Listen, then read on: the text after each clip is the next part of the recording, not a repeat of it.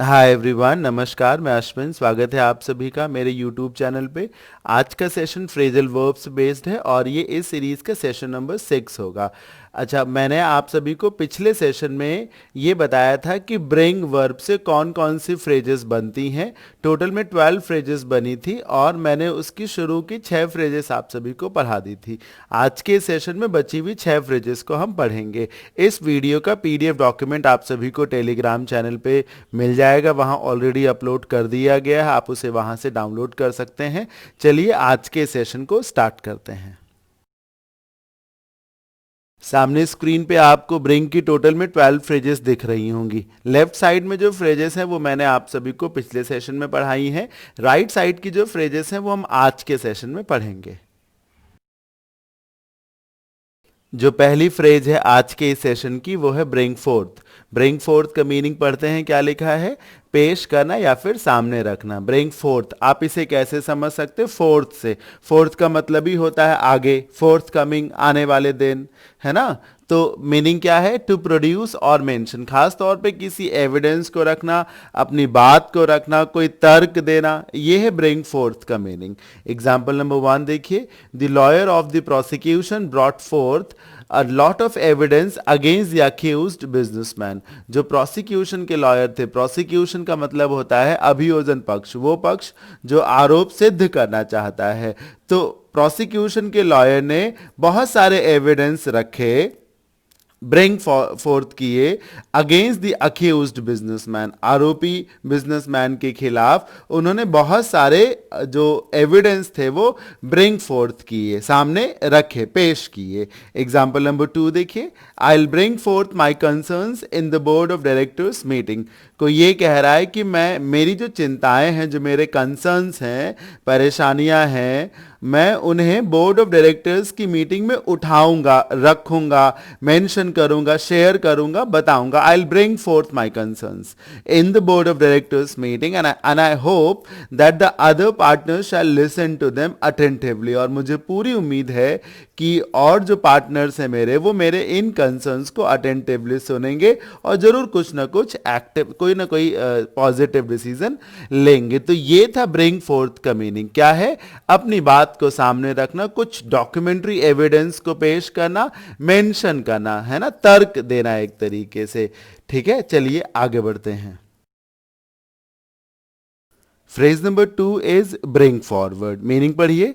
If you bring forward a meeting or an event, you arrange for it to take place at an earlier date or time that then had been planned earlier. मतलब किसी programme को, किसी event को, किसी meeting को bring forward करने का मतलब होता है कि तय समय, तय तारीख से पहले उस प्रोग्राम को करवाना। मैं एग्जाम्पल के माध्यम से बताता हूं। मान लेते हैं कि कोई प्रोग्राम 1 जुलाई को प्लान किया गया और उसे ब्रिंग फॉरवर्ड कर लिया गया और अब वो प्रोग्राम 25 जून को ही हो जाएगा। तो 5 दिन पहले खींच लिया गया ना, यही है मीनिंग ब्रिंग फॉरवर्ड का। ठीक है, कैसे इसे याद करेंगे? फॉरवर्ड से याद कर लीजिए। फॉरवर्ड का मतलब ही होता है आगे निकल आना। जैसे कि कोई प्लेयर, खासतौर पे कोई क्रिकेटर, एक क्रीज पे अपनी खड़ा हुआ है और फिर जैसे ही कि सामने से बॉल फेंकी गई, वो अपनी क्रीज से स्टेप आउट कर गया, फॉरवर्ड, आगे की तरफ बढ़ाया।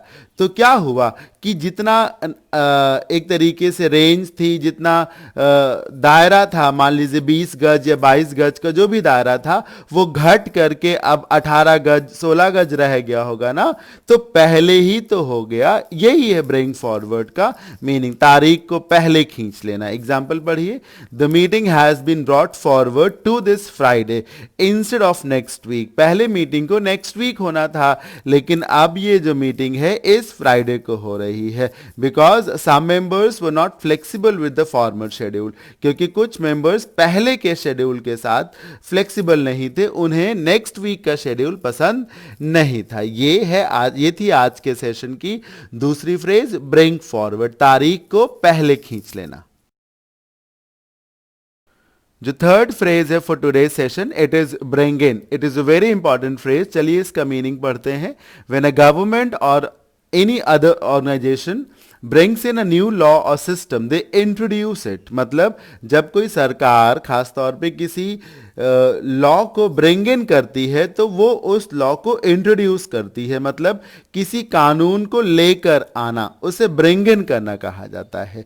एक और मीनिंग है समवन और something that brings in money makes it और अर्न्स इट, मतलब पैसे कमाना भी उसे ब्रिंग इन करना कहा जाता है। पहला एग्जाम्पल पढ़िए, the government brought in a controversial law. Controversial law का मतलब है एक विवादित कानून, under which it could take any land it wanted, मतलब सरकार कुछ वक्त पहले एक ऐसा विवादित कानून लेकर आई जिसके तहत वो किसी भी जमीन पर स्वयं का कब्जा कर सकती थी। The government brought in a very controversial law. तो एक कानून को लाना, उसे स्टार्ट करना, ब्रिंग इन, लाना है ना। उसे जैसे आप इन से समझिए ना, एक चार दीवारी है, उसके भीतर कोई चीज ले आना, तो अब वो आपकी हो गई। तो ऐसे ही एक देश है ना, जिसमें एक सिस्टम है, गवर्नमेंट है, गवर्नमेंट एक लॉ को ब्रिंग इन करती है तो वो उस लॉ को देश के भीतर लेकर आती है, अब वो देश की जनता पर लॉ अप्लाई हो जाता है। तो ये है ब्रिंग इन का पहला मीनिंग। दूसरा मीनिंग क्या मैंने बताया था, पैसे अर्न करना। मीन एग्जाम्पल पढ़िए, this new job shall bring in ₹50,000 every month to me. कोई ये कह रहा है कि इस नई नौकरी से मेरे घर हर महीने 50,000 रुपए आएंगे। तो ये जो नई जॉब है ये इतने रुपए लेकर आएगी मेरे घर में। ब्रिंग इन बहुत ही सरल है सर, इनको आप घर के भीतर से रिलेट कर लीजिए, बहुत ही इजी रहेगा आपके लिए। Phrase number 4 is bring home. बहुत ही इंपॉर्टेंट फ्रेज है और बहुत ही इजीली समझ सकते हैं आप। मीनिंग तो लिखा ही है, किसी चीज को समझना, टू अंडरस्टैंड समथिंग।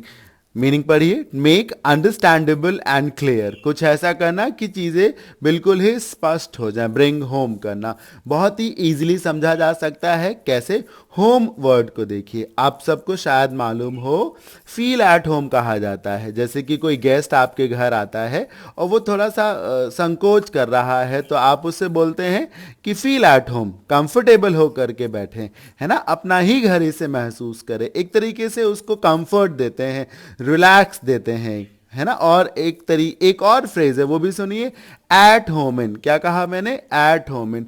तो to be at home in something का मतलब होता है उस चीज का आपको नॉलेज है, आप उसमें कंफर्टेबल होंगे, आपको सब कुछ क्लियर होगा। तो ब्रिंग होम के का क्या मीनिंग हो गया, किसी बात को समझना, किसी चीज को क्लियर करना, कंफर्टेबल होना किसी काम में, है ना।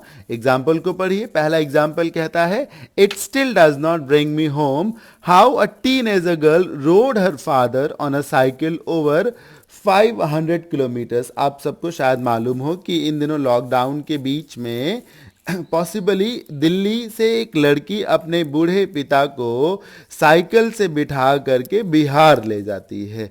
तो तो आप एक तरीके से विश्वास नहीं करेंगे ना कि ये कैसे संभव हो सकता है। तो कोई यही कहना चाह रहा है कि मुझे ये बात समझ नहीं आती कि ये कैसे संभव हुआ।